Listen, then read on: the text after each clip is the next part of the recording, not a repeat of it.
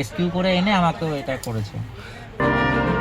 আবারও নদিয়ার কল্যাণী এইমস স্বাস্থ্য প্রতিষ্ঠানে চাকরি দেওয়ার নাম করে প্রতারণার অভিযোগে বহরমপুর থেকে গ্রেপ্তার দুই ব্যক্তি। সূত্রের খবর, নদিয়ার আড়ংঘাটা থানা এলাকার এক ব্যক্তিকে অপহরণ করে বহরমপুরের দুই অভিযুক্ত। নদিয়ার আড়ংঘাটার বাসিন্দা জিতু সিনহার কাছ থেকে চাকরি করিয়ে দেওয়ার নামে বিপুল পরিমাণে টাকা নিয়েছিল বহরমপুরের ওই দুই ব্যক্তি। পরবর্তীতে টাকা ফেরত চাওয়ায় অপহরণ করে বলে অভিযোগ। এই ঘটনায় থানায় অভিযোগ দায়ের হলেও তদন্তে নামে পুলিশ। পুলিশ সূত্রে জানা যায়, গতকাল রাতে গোপন সূত্রে খবর পেয়ে অভিযুক্তদের হদিশ খুঁজে পায় বহরমপুরে। এরপর পুলিশের একটি বিশেষ টিম ঘটনাস্থলে গিয়ে প্রতারক দুই অভিযুক্তকে গ্রেপ্তার করে।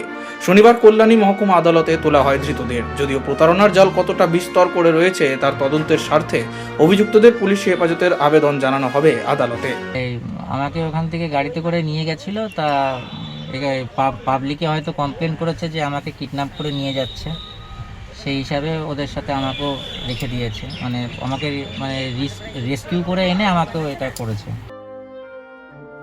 নদিয়া থেকে Madhab Debnath, street voice digital.